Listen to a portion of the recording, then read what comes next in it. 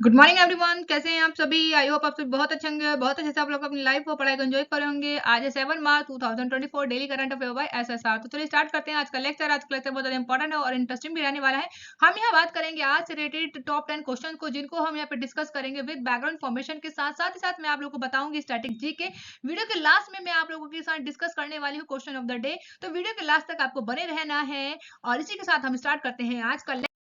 आप सभी को कमेंट बॉक्स में लिखना है जय हिंद जय भारत। अगर आप लोग वीडियो पे नए हैं, चैनल पे नए हैं, तो सबसे पहले आपको वीडियो को लाइक कर लेना है, चैनल को सब्सक्राइब कर लेना है और बेल आइकन पे हिट कर देना, ताकि जो भी वीडियोस आए उन सभी की नोटिफिकेशन आप तक पहुंच जाए। तो आइए सबसे पहले कर लेते हैं क्विक रिवीजन। तो रिवीजन करना बहुत ज्यादा इंपॉर्टेंट पार्ट होता है स्टडी का। तो अभी हाल ही में महाराष्ट्र भूषण पुरस्कार 2024 से किसे नवाजा गया है, तो इनका नाम है डॉक्टर प्रदीप महाजन। तो यस, बिल्कुल सही सुन रहे हैं, जिनका नाम है डॉक्टर प्रदीप महाजन। इन्हीं को अभी हाल में महाराष्ट्र भूषण पुरस्कार 2024 सम्मानित किया गया है। वहीं अभी ईसी यानी कि इलेक्शन कमीशन के द्वारा एस चोकलिम को किस राज्य का मुख्य निर्वाचन अधिकारी के रूप में चुना गया, तो महाराष्ट्र का। इसी के साथ दुनिया की पहली जेट सूट रेस का आयोजन कहाँ किया गया है, दुबई में इसका आयोजन किया गया है। बिल्कुल सही बात है यहाँ पे। नेक्स्ट है कि पर्यावरण मंत्रालय के द्वारा जारी रिपोर्ट में state of leopard in India 2023-24 जारी किया गया है। इसके अनुसार भारत में तेंदुओं की संख्या कितनी बताई गई है, तो याद रखिएगा 13,874, जो कि आपको देखने को मिलेंगे यहाँ पे आपको तेंदुओं की संख्या। नेक्स्ट है कि भारत और किस देश के द्वारा डिजिटल पेमेंट कॉरिडोर का उद्घाटन किया गया था, नेपाल और भारत के द्वारा अभी डिजिटल पेमेंट कॉरिडोर का उद्घाटन किया गया है। नेक्स्ट है किस राज्य सरकार ने इंदिरम्मा आवास योजना की शुरुआत की गई है, तो तेलंगाना राज्य सरकार के द्वारा आपको देखने को मिलेगा कि इंदिरम्मा आवास योजना की शुरुआत की गई है। इसी के साथ ब्रिजेश मेहरोत्रा की बात करें तो वो किस राज्य के नए मुख्य सचिव नियुक्त किए गए हैं, तो याद रखिएगा बिहार के चुने गए हैं। नेक्स्ट है स्पीड पेट्रोल के लिए बीपीसीएल ने किसे ब्रांड एम्बेसडर बनाया, तो नीरज चोपड़ा को बनाया गया है। इसी के साथ बिम्स्टेक जो कि 5 दिवसीय संकाय विनियमन का जो कि कार्यक्रम है, इसकी शुरुआत कहाँ की गई है, तो ढाका में इसकी शुरुआत की गई है। तो चलिए स्टार्ट करते हैं आज का लेक्चर। यहाँ हमने क्या है, तो स्टार्ट करते हैं आज का लेक्चर। आज है 7 मार्च 2024 daily current affair by SSR. First question की बात करें तो अभी हाल ही में भारतीय भूवैज्ञानिक सर्वेक्षण ने कब अपना 174वां स्थापना दिवस मनाया है, तो याद देखिएगा 4 मार्च को मनाया जाता है हर साल। तो याद देखिएगा भारतीय भूविज्ञान सर्वेक्षण के द्वारा अपना 174वां हो सकता है स्थापना दिवस मनाया गया है। आइए जान लेते हैं भारतीय भूवैज्ञानिक सर्वेक्षण के बारे में। बहुत ज्यादा इंपॉर्टेंट है, आप लोग याद देखिएगा। यहाँ से एग्जाम में कई बार क्वेश्चन बने हैं, तो आने वाले जितने भी एग्जाम होंगे आपके, उन सब में यहाँ से क्वेश्चन बन जाएगा। तो यहाँ पे बोल सकते हैं कि कोई चौंकने वाली बात नहीं होगी। तो अभी क्योंकि यहाँ पे बोल सकते हैं कि 4 मार्च 2024 को ही अपना 174वां स्थापना दिवस मनाया गया है। क्योंकि भारतीय भूवैज्ञानिक सर्वेक्षण की बात करें, जो कि खान मंत्रालय के अधीन एक वैज्ञानिक एजेंसी है, जो कि भारत में भूवैज्ञानिक सर्वेक्षण और अध्ययन करने के लिए जिम्मेदार यानी कि इस प्रकार के सारे काम करती है। इसी के साथ ये दुनिया में ऐसे सबसे पुराने संगठनों में से एक है, जो कि सर्वे ऑफ इंडिया 1767 में स्थापित करने के बाद भारत का दूसरा सबसे पुराना सर्वेक्षण बना था। भारतीय भूवैज्ञानिक सर्वेक्षण की बात करें तो इसकी स्थापना जो कि आपको देखने को मिलेगी ईस्ट इंडिया कंपनी के द्वारा 1851 में इसको स्थापित किया गया था, जो कि मुख्य रूप से रेलवे के लिए कोयला भंडार खोजने के लिए किया गया था। इसी के साथ भारतीय भूवैज्ञानिक सर्वेक्षण की बात करें तो इसकी स्थापना अभी मैंने आपको बताया, तो याद रखिए 4 मार्च को किया गया था 1851 में। इसके संस्थापक की बात करें तो संस्थापक का नाम है थॉमस ओल्डम। ठीक है, तो इनका नाम भी याद रखना है। इसी के साथ इसका जो कि आपको देखने को मिलेगा इस सर्वेक्षण का मुख्यालय कहाँ पर है, कलकत्ता, पश्चिम बंगाल, भारत में आपको जो कि इसका हेडक्वार्टर देखने को मिलेगा। इसकी गठन की बात की जाए तो 172 साल पहले किया गया था, यानी कि 4 मार्च 1851 में किया गया था, जो कि आपको इस साल 174वां स्थापना दिवस देखने को मिला है। भारतीय भूवैज्ञानिक सर्वेक्षण सरकारी एजेंसी जो कि कार्यकारी है, तो इसके कार्यकारी कौन है, तो इनका नाम याद रखिएगा। इनका नाम है श्री जनार्दन प्रसाद। बिल्कुल सही सुन रहे हैं, श्री जनार्दन प्रसाद, जो कि आपको इस एजेंसी के कार्यकारी देखने को मिलेंगे। और ये जो कि एजेंसी है मूल रूप से कहाँ की बोल सकते हैं कि किसकी एजेंसी है, तो खान मंत्रालय के अंतर्गत ही काम करती है। तो बहुत इंपॉर्टेंट है, याद रखिएगा। जोग्राफिकल सर्वे ऑफ इंडिया के बारे में इंपॉर्टेंट है, याद रखिएगा। नेक्स्ट क्वेश्चन की बात करें जो कि सेकंड नंबर का है, अभी हाल ही में किस देश ने गर्भपात के अधिकारों को लागू करने वाला दुनिया भर में वो बोल सकते हैं कि पहला देश कौन सा बना है, तो फ्रांस बन गया। बिल्कुल ए ऑप्शन बिल्कुल करेक्ट होगा। तो याद रखिएगा फ्रांस के द्वारा अभी हाल ही में गर्भपात के अधिकारों को बोल सकते हैं कि लागू किया गया है, और ऐसा करने वाला एकमात्र देश बन गया फ्रांस। आइए जानते हैं इसके बैकग्राउंड इन्फॉर्मेशन को। तो इस तरीके से बोल सकते हैं फ्रांस जो कि दुनिया भर में पहला और इकलौता देश बना है, जो कि महिलाओं के एबॉर्शन के फैसला लेने पर जो कि ऐसा करने वाला संवैधानिक अधिकार इसके द्वारा जो कि बनाया गया है। और बोल सकते हैं कि ये जो शुरुआत की बात करें तो 1975 में इसकी शुरुआत होती है, जो कि आभूषण कानून है। इसके द्वारा इस घटनाक्रम में इस अधिकार को जो कि संवैधानिक दर्जा अब मिला है। तो इसके द्वारा जो है फ्रांस का जो सदन है, जिसे सीनेट कहते हैं, इसके द्वारा दोनों सदनों में सदस्यों के विशेष सत्र में संविधान के संशोधन के लिए मतदान किए गए, जिसमें से 180 ने जो पक्ष में और इसी के द्वारा आपको देखने को मिलेगा बोल सकते हैं कि 72 जो कि विपक्ष में मत दिए गए। इस शोधन बोल सकते हैं कि इस संशोधन के द्वारा फ्रांस ने के द्वारा जो कि गर्भपात के स्वतंत्रता की सुनिश्चित जो कि हो पाई है। तो ये आपको याद रखना है। एक तरीके का बोल सकते हैं पूरे विश्व में इस प्रकार का कानून बनाने वाला एकमात्र फ्रांस मिला है। और यहाँ पे आप लोग को देखने को मिलेगा आईफल टावर पे #MyBodyAndMyChoice के साथ आपको यहाँ पे देखने को मिलेगा। ठीक है, तो याद रखिएगा, इतना आपको याद रखना है।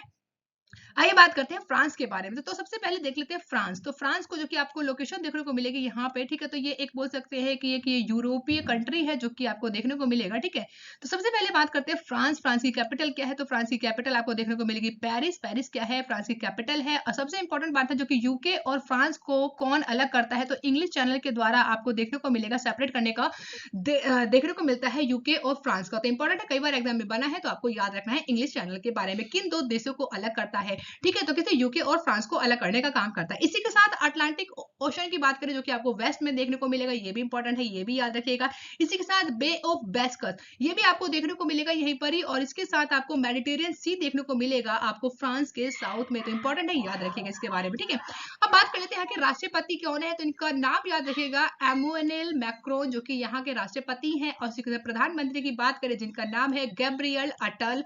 मुद्रा यानी करेंसी की बात करें तो यहाँ की करेंसी कैसी है, यूरोप है। अब बात कर लेते हैं इसके उत्तर में कौन कौन से बेसिकली जो कि कंट्री है। तो बेल्जियम आपको देखने को मिलेगा, इसी के साथ जर्मनी देखने को मिलेगा, लैक्समबर्ग आपको देखने को मिलेगा, ये इंपॉर्टेंट है, याद रखिएगा। इसी के साथ अगर हम बात करें यहाँ पर ईस्टर्न साइड में आपको इटली और मोरक्को देखने को मिलेगा। अगर हम बात करें वेस्ट साइड में यहाँ पे आप लोगों को देखने को मिलेगा, साउथ में स्पेन और यहाँ पे देखने को मिलेगा आपको एंडोरा। तो ये आपको याद रखना है, बहुत इंपॉर्टेंट है आप लोगों को, जो कि मैंने लोकेशन बताया है। आपको वीडियो कैसी लगी, वीडियो को आपको अगर अच्छी लग रही है तो आप लोग फीडबैक दे सकते हैं, डिसलाइक और लाइक करके आप लोग अपना फीडबैक बता सकते हैं। ओके, अब बात करते हैं नेक्स्ट क्वेश्चन जो कि 3rd नंबर का है। अभी हाल ही में देश की पहली अंडर वाटर मेट्रो की शुरुआत कहाँ की गई, बहुत इंपॉर्टेंट है, याद रखिएगा। हैदराबाद में, कलकत्ता में, या फिर लखनऊ में, या फिर नन ऑफ दीज। तो ऑप्शन सी बिल्कुल करेक्ट हो जाएगा। कलकत्ता में आपको देखने को मिलेगा भारत की पहली या देश की पहली बोल सकते हैं अंडर वाटर मेट्रो की शुरुआत की गई है कलकत्ता में। कुछ इस प्रकार से आपको जो कि बोल सकते हैं कि नजारा देखने को मिला, पानी के अंदर इस प्रकार से मेट्रो चलता हुआ, कितना सुंदर लगेगा। आइए जानते हैं इसकी बैकग्राउंड इन्फॉर्मेशन को। तो पानी के नीचे बात करें जो कि मेट्रो का मार्ग कितना लंबा है,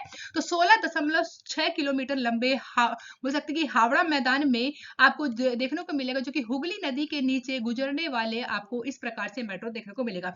इस सेवा की बात करें जो कि 3 भूमिगत स्टेशन शामिल किए गए हैं, जिसमें मेट्रो के द्वारा प्रभावशाली इंजीनियरिंग और तकनीकी प्रगति के प्रदर्शित करते हुए यहाँ पर नदी के नीचे 520 मीटर की दूरी केवल 45 सेकंड में कवर करने की उम्मीद आप लोगों को देखने को मिलेगी कि कवर करने में सक्षम है। इसी के साथ इसकी शुरुआत कब होती है, तो 2009 में इस बोल सकते हैं कि परियोजना को लेके आया जाता है, जो कि 2017 में आपको देखने को मिलेगा कि यहाँ पर काम करना शुरू हो जाते हैं। तो इंपॉर्टेंट है, याद रखिएगा इसके बारे में।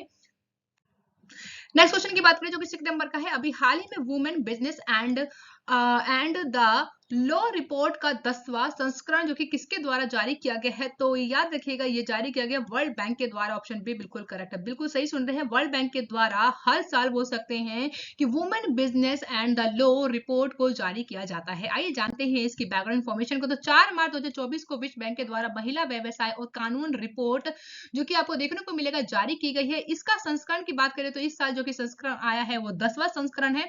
इस रिपोर्ट की बात करें जो कि ये एक वार्षिक रिपोर्ट होती है, जिसमें 190 अर्थव्यवस्थाओं में महिलाओं की आर्थिक अवसर को प्रभावित करने वाले कानून और नियमों का विश्लेषण किया जाता है।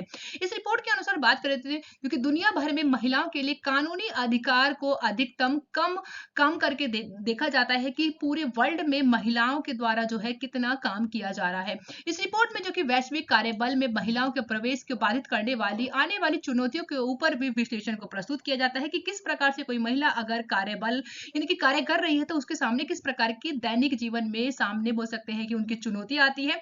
इसके अनुसार महिलाओं और बोल सकते हैं कि महिलाओं के जो परिवार है और जो उनके समुदाय है, इसमें उनका कितना योगदान देते हैं या फिर कितना बाधा बोल सकते हैं कि उनको इन सभी का बोल सकते हैं कि बाधा का सामना करना पड़ता है। इसके साथ महिला व्यवसाय और कानून रिपोर्ट 2024 के अनुसार 10 कानूनी ढांचों को मापा गया है। जैसे अगर हम बात करें किस-किस में, तो याद रखिएगा सुरक्षा को लिया गया है, गतिशीलता को, कार्यस्थल को, वेतन, विवाह, पितृत्व या फिर बच्चे की देखभाल या फिर उद्यमिता या फिर संपत्ति पैसा। तो इस प्रकार के 10 बोल सकते हैं कि कानूनी ढांचों के अंतर्गत रखा गया है, जिसके अंतर्गत ये रिपोर्ट को प्रस्तुत किया गया है। इस रिपोर्ट के अंतर्गत बात करें जो कि भारत की रैंक कितनी आई है, तो 133 यानी कि 113 आपको जो कि भारत की रैंक मिलेगी इसमें। और स्कोर की बात करें तो 74.4% आपको जो कि स्कोर मिलेगा आपको भारत का। इस रैंक में भारत के द्वारा 2023 की तुलना में बात करें तो आपको देखने को मिलेगा 126 रैंक थी, यानी मामूली सुधार आपको देखने को मिलेगा। इंपॉर्टेंट है, याद रखिएगा इसके बारे में। अब बात करते हैं यहाँ पर हम लोग सस्टेनेबल डेवलपमेंट गोल के बारे में कि क्या कहता है सस्टेनेबल डेवलपमेंट गोल। तो देखिए यहाँ पे हम बात कर लेते हैं सस्टेनेबल डेवलपमेंट गोल के बारे में, जो कि आपको जो कि 17 देखने को मिलेंगे और इसके अंदर अंतर्गत जो कि बोले टारगेट कितना रखा गया, तो 169 आपको इसके अंतर्गत जो कि टारगेट देखने को मिलेंगे। 5वें नंबर का गोल आप लोग याद रखिएगा, जो कि बात करता है जेंडर इक्वलिटी के बारे में। इसकी शुरुआत की बात करते हैं जो कि सस्टेनेबल डेवलपमेंट गोल जो कि आपको देखने को मिलेंगे 2015 में इसकी शुरुआत होती है और 2030 तक हमें इन सभी 17 गोल को जो कि अचीव करना है। तो ये आपको याद रखना है, बहुत ज्यादा इंपॉर्टेंट है। और इसी के साथ आपको 10 नंबर वाले भी आपको जो कि गोल देखने को मिलेगा, जो कि बात करता है रिड्यूस करना है इनइक्वालिटीज को। ठीक है, तो इन दोनों के बारे में आपको याद रखना है, 5वां नंबर और यहाँ पे 10 नंबर का। इंपॉर्टेंट है, बेसिक है, याद रखिएगा। कोई डाउट हो तो आप लोगों मुझसे कमेंट बॉक्स में। नेक्स्ट क्वेश्चन की बात करें जो कि 7 नंबर का है। अभी हाल ही में पीएम मोदी ने भारत के बाहर बोल सकते हैं पहले देश में जो कि जन औषधि केंद्र खोलने का ऐलान किया है। तो कहां पर किया है, याद रखिएगा मॉरिशस में किया गया। ऑप्शन डी बिल्कुल करेक्ट है। आइए जानते हैं इसकी बैकग्राउंड इन्फॉर्मेशन को। यहाँ पर प्रधानमंत्री मोदी जी के द्वारा और मॉरिशस के प्रधानमंत्री है जिनका नाम है प्रविंद जगन्नाथ, इनके द्वारा जो कि संयुक्त रूप से देखने को मिलेगा भारत और मॉरिशस में सहायता विकसित करने के लिए एक हवाई पट्टी या फिर एक जेट और 6 अन्य परियोजनाओं की शुरुआत की गई है, जिसमें से आपको देखने को मिलेगा जन औषधि केंद्र के बारे में। इसी के साथ नई हवाई पट्टी में सेंट जेम्स जेट मॉरिशस के मुख्य द्वीप में 650 किलोमीटर की दूरी पर स्थित है। यहाँ पे इसकी शुरुआत की गई है। अगर हम बात करें यहाँ पे मॉरिशस आपको देखने को मिलेगा यहाँ पे अफ्रीका कॉन्टिनेंट के आपको इस यहाँ पे आपको जो कि देखने को मिलेगा। ठीक है, तो ये पूरा का पूरा आपको इंडियन ओशन में आपको देखने को मिलेगा इस प्रकार से, जो कि मॉरिशस के आपको द्वीप देखने को मिलेंगे और ये एक प्रकार का द्वीपीय देश है। ठीक है, ये आपको याद रखना है। अगर बात करें तो ये भी याद रखिएगा,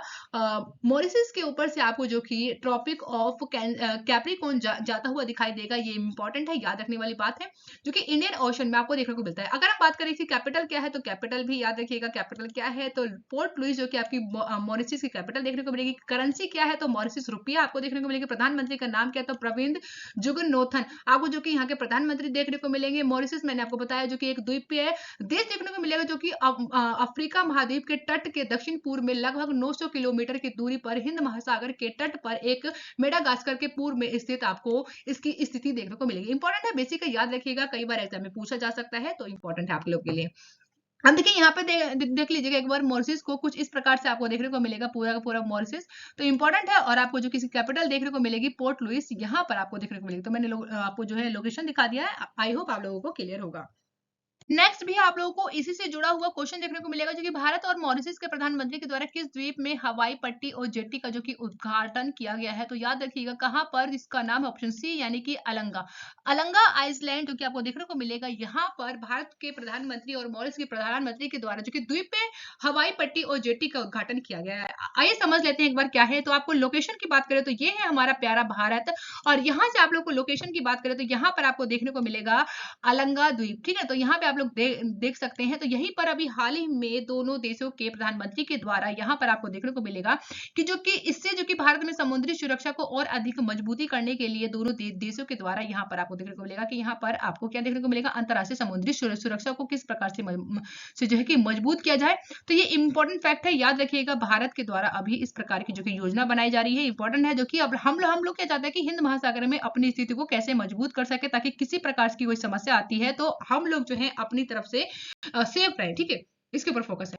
नेक्स्ट क्वेश्चन की बात करें, अभी हाल ही में मीथेन सेट उपग्रह को किस शहर के स्पेस एक्स फाल्कन 9 रॉकेट पर लॉन्च किया गया है? तो ऑप्शन सी करेक्ट हो जाएगा यहाँ पे। तो वो शहर कौन सा है? कैलिफोर्निया है, जहां से अभी स्पेस एक्स के द्वारा फाल्कन 9 रॉकेट के द्वारा मीथेन सेट उपग्रह को लॉन्च किया गया है।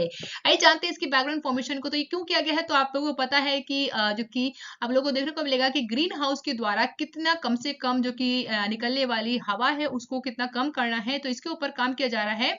किसके द्वारा? तो धरती के वायुमंडल में जो कि मीथेन गैस है इसके लेवल को चेक किया जाएगा इस रॉकेट के द्वारा। जो कि ये काम क्या करेगा? कोई नहीं बल्कि जो कि आपको देखने को मिलेगा मीथेन सेट, जो कि नाम दिया गया है इस मीथेन सेट, जो कि एलन मस्क की कंपनी है, इसके द्वारा इस प्रकार का बोल सकते हैं कि रॉकेट बनाया गया है, जो कि आसमान में जाकर जो कि देखने का काम करेगा कि किस प्रकार का मीथेन गैस का लेवल है, जिससे जो कि बोल सकते हैं कि क्लाइमेट में जो चेंज आ रहा है, या फिर बोल सकते हैं कि जो इतना जो चेंजेस आ रहे हैं उसको कैसे कम किया जाए। ठीक है, इंपॉर्टेंट है, याद रखिएगा इस सभी बातों को।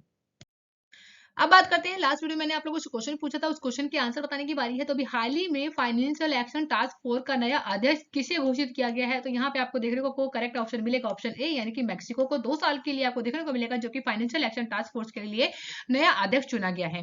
इसी के साथ आज का क्वेश्चन क्या है, जिसका आंसर आपको कमेंट बॉक्स में करना होगा। तो अभी हाल ही में पर्यावरण मंत्रालय के द्वारा जारी रिपोर्ट, जो कि state of leopard in India 2023-24 को जारी किया गया है, इसमें भारत में तेंदुओं की संख्या कितनी है?